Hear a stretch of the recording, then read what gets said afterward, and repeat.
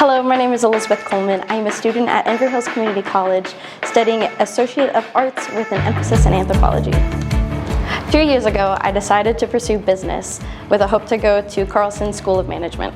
However, after a few things fell through and I was not able to attend fall 2022, I decided to extend my stay at Inver Hills to complete my last 3 credits.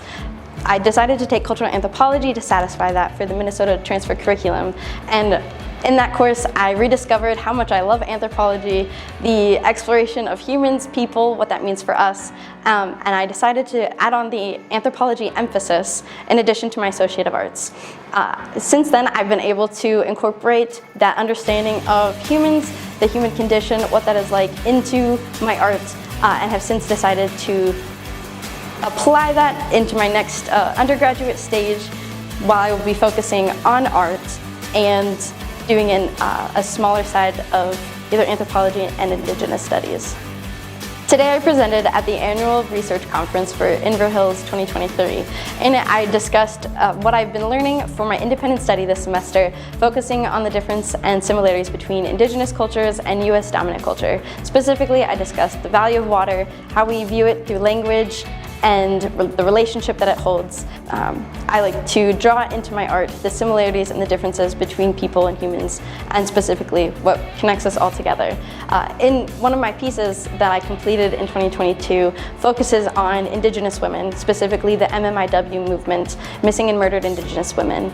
In that piece, I explore the relationship between our society, socially speaking, how we determine value of an individual's worth and life based off of media coverage, and tying in through, I use news stories to highlight the viewer as they look at the piece, what information they take away and what information they find hidden. For much of my art, I enjoy challenging the viewer. I enjoy bringing call to question something that they might feel within themselves, something they might see, something they may not even be comfortable fully seeing or understanding. My goal with my art is to create a moment of personal expression, personal connectivity, to help people feel something within themselves, as well as feel connected to the people around them. Further, with some of the figures that I enjoy using within my pieces, I like to challenge the previous, or what has been considered art centuries before.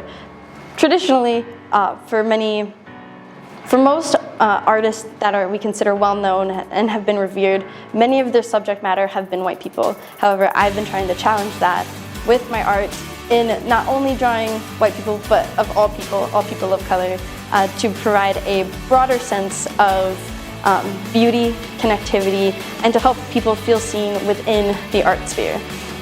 This year, 2023, I have been fortunate enough to display my art here at an upcoming Gallery 125 in the Fine Arts Department. I've titled this exhibit Human Expression, in which I've compiled many pieces that are both some of my own personal favorites, but also pieces that I have felt very connected to and have been provided this space very graciously to hopefully touch something in you and to feel seen in a way that maybe you have not previously.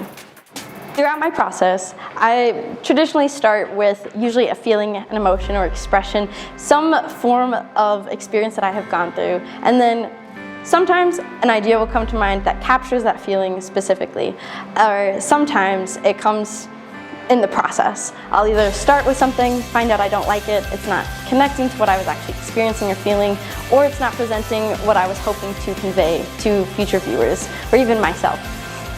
With that example, my piece, Confined/Untitled, I attempted to capture this sense of when you feel trapped but are also trying to escape.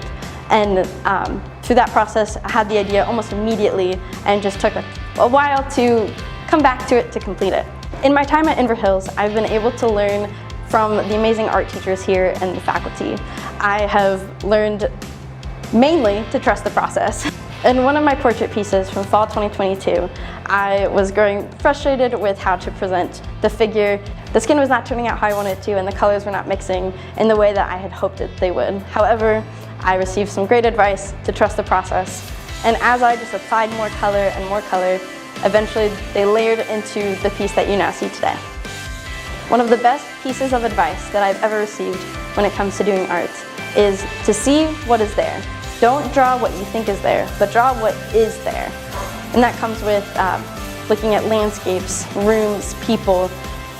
Often our brains will want to draw what we think and assume is there. However, if you take a step back and look at the shapes and the lines and the values,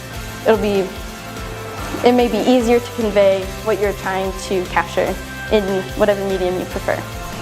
One of my pieces that was just accepted into the Royal Blue Gallery virtual show Reflections is titled, "I Don't Think You Want to Play That Game." It was a piece that I used to process through a traumatic experience from the other year, and in it was able to capture both the essence of what the key memory points that stuck with me through this memory triptych. Moving forward, the future is certainly up in the air and very uncertain. However, I am choosing to trust the process and move forward by, I would like to, let's see. I hope to, words. The future is uncertain, however, I hope to trust the process and complete a BFA focusing on fine arts with charcoal and painting. Where I would go is still to be determined. However, I am looking forward to the process that is ahead of me, all of the possibility of sharing my art with the rest of the world, and especially you all who were able to attend the artist exhibit here at Inver Hills.